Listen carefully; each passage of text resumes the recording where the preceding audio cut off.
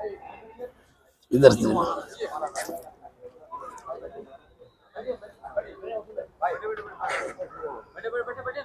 ٹھیک ہے. ان الحمد للہ نحمده ونستعینه ونستغفره ونعوذ باللہ من شرور انفسنا ومن سیئات اعمالنا من يهده الله فلا مضل له ومن يضلل فلا هادي له واشهد ان لا اله الا الله وحده لا شريك له واشهد ان محمدا عبده ورسوله يا ايها الذين امنوا اتقوا الله حق تقاته ولا تموتن الا وانتم مسلمون يا ايها الناس اتقوا ربكم الذي خلقكم من نفس واحده وخلق منها زوجها وبث منهما رجالا كثيرا ونساء واتقوا الله الذي تساءلون به والارحام ان الله كان عليكم رقيبا يا ايها الذين امنوا اتقوا الله وقولوا قولا سديدا يصلح لكم اعمالكم ويغفر لكم ذنوبكم ومن يطع الله ورسوله فقد فاز فوزا عظيما اما بعد فان خير الحديث كتاب الله وخير الهدي هدي محمد صلى الله عليه وسلم وشر الامور محدثاتها وكل محدثة بدعة وكل بدعة ضلالة وكل ضلالة في النار. بزرگوں، نوجوان ساتھیوں، ابھی جو آپ نے خطبہ سنا ہے اس خطبہ کا نام ہے خطبۃ الحاجہ. عام طور سے کہا جاتا ہے خطبہ مسنونہ. اللہ کے نبی صلی اللہ علیہ وسلم کا طریقہ تھا جب بھی کسی وعظ و نصیحت کی مجلس میں تشریف فرما ہوتے تھے تو پہلے آپ یہ خطبہ پڑھتے تھے، پھر اس کے بعد حالات کی مناسبت سے جن باتوں کے بیان کرنے کی ضرورت ہوتی تھی وہ بیان کرتے تھے. عیدین کے موقع پر بھی اللہ کے نبی صلی اللہ علیہ وسلم کا طریقہ تھا کہ پہلے آپ یہ خطبہ پڑھتے تھے، پھر اس کے بعد عیدین کے احکام و مسائل بیان کیا کرتے تھے. اسی طریقے سے جمعہ کے دن بھی اللہ کے نبی صلی اللہ علیہ وسلم کا دستور تھا کہ پہلے آپ یہ خطبہ پڑھتے تھے اور پھر اس کے بعد حالات حاضرہ پر سیر حاصل خطاب فرمایا کرتے تھے. اور اسی طریقے سے نکاح کی تقریب میں بھی اللہ کے نبی صلی اللہ علیہ وسلم کا طریقہ تھا کہ آپ یہ خطبہ پڑھتے تھے، پھر اس کے بعد ایجاب و قبول کی باری آتی تھی. یہی وجہ ہے کہ آج بھی پوری دنیا میں جہاں کہیں نکاح کی تقریب منعقد ہوتی ہے، قاضی صاحب کی زبانی کہیں کھڑا ہو کر، کہیں بیٹھ کر، کہیں آہستہ سے، کہیں زور سے یہ خطبہ ضرور پڑھا اور سنا جاتا ہے. آخر اس خطبہ میں کیا کہا گیا ہے بالکل ہی اختصار کے ساتھ اس کا مفہوم آپ کے سامنے رکھنے کی کوشش کی جاتی ہے تاکہ یہ سمجھنے میں آسانی ہو کہ اللہ کے نبی صلی اللہ علیہ وسلم نے دین کی بنیادی باتوں سے کسی بھی مجلس کو محروم نہیں رکھا تھا. اگر کوئی انسان اس خطبہ میں بیان کردہ چیزوں کو مان لیتا اور اس کے مطابق عمل کرنا شروع کر دیتا ہے، اس خطبہ کو اپنا دستور و منشور متعین کر لیتا ہے، تو ایسے انسان کی زندگی کی کامیابی کی ضمانت دی جا سکتی ہے. اس خطبہ میں سب سے پہلے اللہ کی تعریف کی گئی ہے، اللہ سے مدد مانگی گئی ہے، اللہ سے مغفرت کا سوال کیا گیا ہے، اعمال کی خرابی سے اور نفس کی شرارت سے اللہ کی پناہ چاہی گئی ہے. پھر اس حقیقت کو واضح کیا گیا ہے کہ اللہ تعالیٰ اگر کسی کو ہدایت دینا چاہے، صحیح سوجھ بوجھ دینا چاہے، تو دنیا کی کوئی طاقت اسے گمراہ نہیں کر سکتی ہے. اور اگر کسی بدنصیب انسان کے لیے اللہ ہی نے ہدایت کے دروازہ بند کر دیا ہو، سوچنے سمجھنے کی صلاحیت کو چھین لیا ہو، تو دنیا کے سارے مبلغین اور مصلحین مل کر بھی اس کی اصلاح نہیں کر سکتے. پھر اس کے بعد اس کلمے کا اظہار ہے کہ جس کے اقرار کرنے کے نتیجے میں غیر مسلم مسلمان بن جاتا ہے. جو کلمہ ہے اشہد ان لا الہ الا اللہ وحدہ لا شریک لہ وَأَشْهَدُ أَنَّ مُحَمَّدًا عَبْدُهُ وَرَسُولُهُ، میں گواہی دیتا ہوں کہ اللہ کی سوا عبادت کے لائق کوئی نہیں ہے، وہ اکیلا ہے، اس کا کوئی شریک نہیں ہے، اور میں گواہی دیتا ہوں کہ محمد صلی اللہ علیہ وسلم اللہ کے بندے اور اس کے رسول ہیں۔ اس کے بعد قرآن مقدس کی مختلف 3 جگہوں سے 4 آیات کریمہ کی تلاوت کی جاتی ہے۔ سب سے پہلے سورہ آل عمران کی آیت کریمہ پڑھی گئی ہے، جس میں اللہ تبارک و تعالیٰ نے عام طور سے نہیں بلکہ خاص طور سے مسلمانوں کو، جس نے اپنے ایمان کا اظہار اقرار کیا ہے، ایمان کے دعوے داروں کو اللہ نے مخاطب کرتے ہوئے اللہ سے ڈرنے کا حکم دیا، اور اتنا ڈرنے کا حکم دیا ہے جتنا اللہ سے ڈرنے کا حق ہے۔ اور کوئی انسان اللہ سے ڈرنے کا حق اس وقت تک ادا نہیں کر سکتا ہے جب تک کہ اس کی پوری زندگی اسلام کے سانچے میں ڈھلی ہوئی نہ ہو۔ اس مناسبت سے کہا گیا وَلَا تَمُوتُنَّ إِلَّا وَأَنْتُمْ مُسْلِمُونَ، یاد رکھنا جب کبھی اور جہاں کہیں تمہاری موت واقع ہو تو مسلمان ہونے کی حالت میں موت واقع ہو۔ دوسری آیت کریمہ پڑھی گئی جو سورہ نساء کی پہلی آیت ہے، جس میں اللہ تبارک و تعالیٰ نے دنیا کے سارے انسانوں کو مخاطب کرتے ہوئے اللہ سے ڈرنے کا حکم دیا ہے، اور ساتھ ساتھ رشتہ داری کا خاص خیال کرنے کی تاکید کی ہے۔ یہ دکھلایا ہے، بتلایا ہے کہ انسان دنیا میں آیا کیسے۔ اللہ نے آدم علیہ السلام کو بنایا، انہی کے بائیں پسلی سے حضرت حوا کو نکال دیا، پھر ان دونوں کے میل ملاپ سے توالد و تناسل کا سلسلہ جاری فرمایا، یعنی مرد و عورت پر مشتمل بے انتہا افراد کو دنیا میں پھیلا دیا۔ کہا اللہ سے ڈرتے رہنا، اور نکاح کی تقریب میں جو قرآنی آیات سے تبرک حاصل کرتے ہوئے نکاح پڑھایا جا رہا ہے، اس رشتے کا خاص خیال کرنا۔ اگر اس سلسلے میں کسی قسم کی کوتاہی کرو گے تو جان لو کہ اللہ تبارک و تعالیٰ تمہاری حرکتوں پہ کڑی نگاہ رکھے ہوئے ہیں۔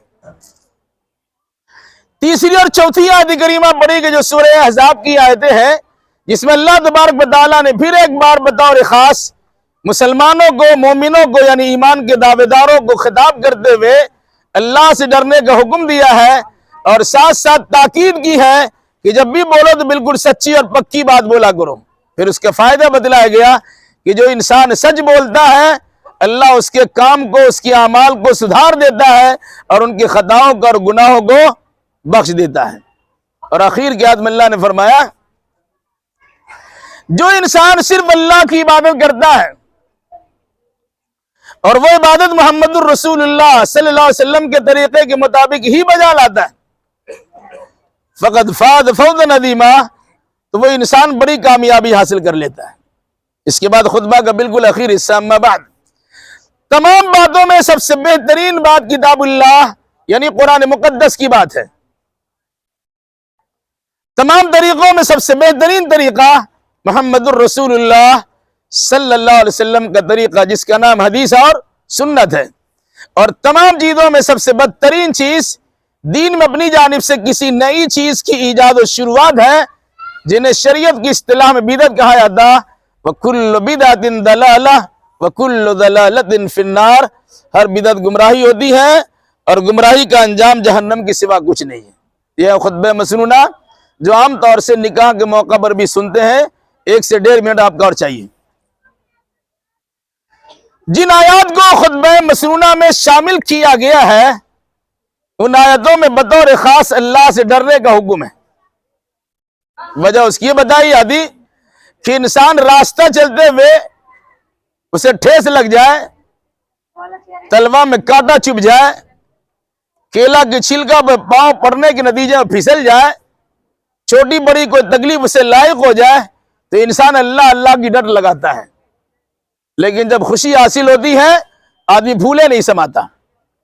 شادی بیاہ کی تقریب خوشی کی تقریب ہے، اس موقع پر اللہ سے ڈرنے کا حکم دینے کا مطلب یہ ہوا کہ اپنی خوشی کی خاطر شریعت اسلامیہ کی دھجیاں نہ اڑانا، بلکہ خوشی کا معاملہ یا غمی کا اللہ سے ڈر کر انجام دینے کی کوشش کرنا۔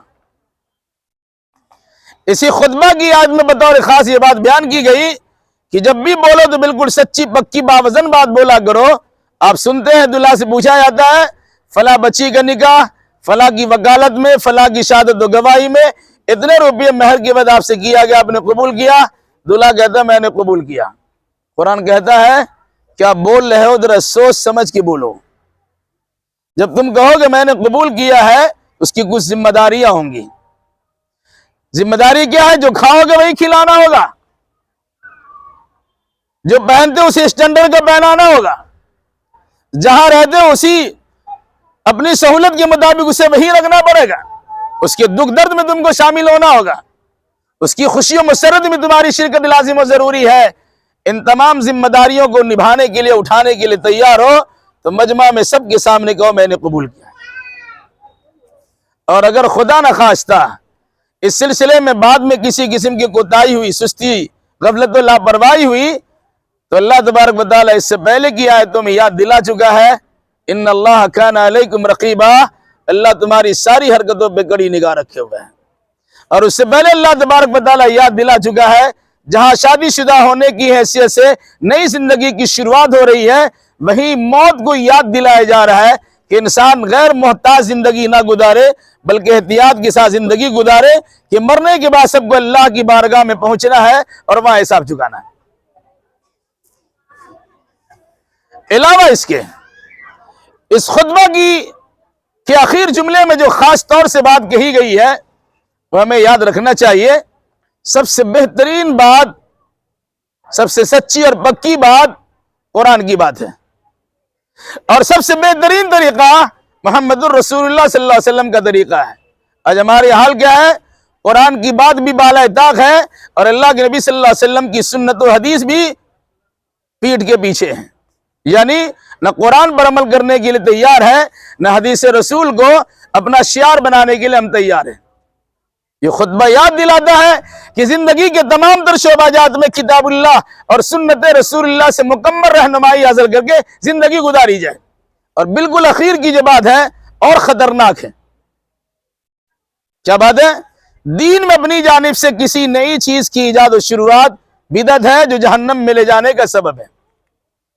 میں بڑی ضمانت کے ساتھ اور ذمہ داری کے ساتھ کہہ سکتا ہوں کہ نکاح کے موقع پر یہ صرف خطبہ نکاح اور ایجاب و قبول ہی مسنون طریقے کے مطابق رہ گیا ہے، باقی سارے لوازمات ہیں جن کا دین سے کوئی لینا دینا نہیں ہے، لیکن ہم اپنی خوشی کی خاطر ساری چیزوں کو نبھانے کے لیے تیار ہوتے ہیں۔ اس کا خاص خیال کرنا چاہیے کہ اللہ تبارک و تعالیٰ نے ہمیں دین و ایمان کی دولت سے مالا مال فرمایا ہے، تو کتاب اللہ اور سنت رسول اللہ کے مطابق ہمیں اعمال بجا لانے کی کوشش کرنی چاہیے۔ یہ خطبہ نکاح در حقیقت ایک پیغام ہے کہ زندگی ہم کس طرح گزاریں گے اور کس طرح ہماری زندگی کی گاڑی رواں دواں رہ کر ہم کامیابی کی منزل کو طے کر سکتے ہیں۔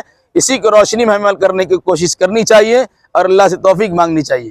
بس ایک دعا کر کے اپنی بات ختم کرتا ہوں۔ عام طور سے دیکھا جاتا ہے کہ جب ایجاب و قبول کرا دیتے ہیں تو دلہا چاہے کرسی پہ بیٹھا ہو چاہے تخت پر بیٹھا ہو، ان سے کہتے کہ یہ کھڑا ہو گیا السلام علیکم۔ یہ اٹھانے کی کیا ضرورت ہے؟ آپ نے ایسے اچھے جگہ پہ بٹھایا ہے، انہیں بیٹھنے دیجیے۔ ہماری آپ کی ذمہ داری ہوگی، ہم ان کے قریب پہنچیں گے اور مبارکبادی کی وہ دعا انہیں سنائیں گے جو دعا اللہ کے نبی صلی اللہ علیہ وسلم نے اپنے زمانے میں دلہا دلہن کو دیا تھا۔ وہ دعا کیا ہے؟ بارک اللہ لک و بارک علیک و جمع بینکما فی خیر۔ اللہ تم کو برکت دے، اللہ تم پر برکت کی مسلادھار بارش برسا دے، اور اللہ تم دونوں کے دلوں کو خیر اور حق کے معاملہ میں ہمیشہ جوڑ کے رکھے۔ یہ عظیم دعا اللہ کے نبی صلی اللہ علیہ وسلم نے دلہا دلہن دونوں کو دیا ہے۔ دلہا کے پاس آپ موجود ہیں، مبارکبادی پیش کیجئے گا۔ دلہن کے پاس وہی جا سکیں گے جو ان کے محرم رشتہ دار ہے، کسی غیر محرم کو جانے کی یاد نہیں ہوگی۔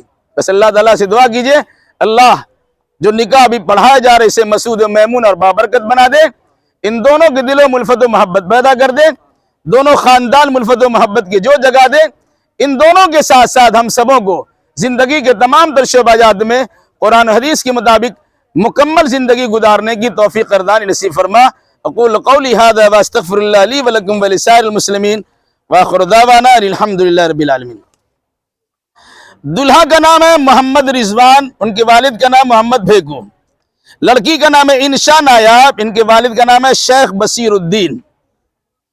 وکیل میں ہے شیخ نظام الدین، ان کے والد کا نام ہے شیخ ناصر الدین مرحوم۔ ایک گواہ ہے شیخ کمال الدین، ان کے والد کا نام ہے شیخ ناصر الدین مرحوم۔ دوسرے گواہ ہے محمد خورشید، ان کے والد کا نام ہے محمد اسحاق مرحوم۔ مہر ہے 51,000 روپیے۔ دے دیجیے ہم کو، اب کرسی دیجیے۔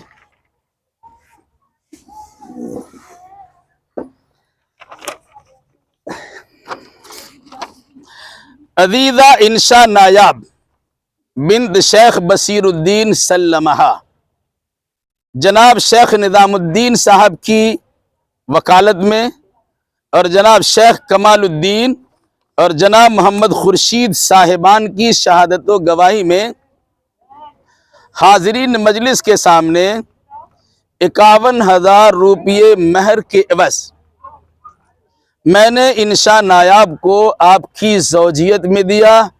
کیا آپ نے قبول کیا؟ زور سے کہیے، میں نے قبول کیا۔ تو سنا نہیں ہے؟ کیا آپ نے قبول کیا؟ ادھر بھی آواز آنا چاہیے۔ جی میں نے قبول کیا۔ بارک اللہ لکا و بارک علیکا وجمع بینکما فی خیر، اللہ برکت دے، برکت کی مسلادھار بارش برسائے اور خیر اور دین کے معاملات میں آپ دونوں کے دلوں کو جوڑ کے رکھے، آمین کہہ دیجئے اور مبارکبادی دیجئے۔ بس سینڈ کراؤ، آپ ایک منٹ سینڈ کرنے دیجئے۔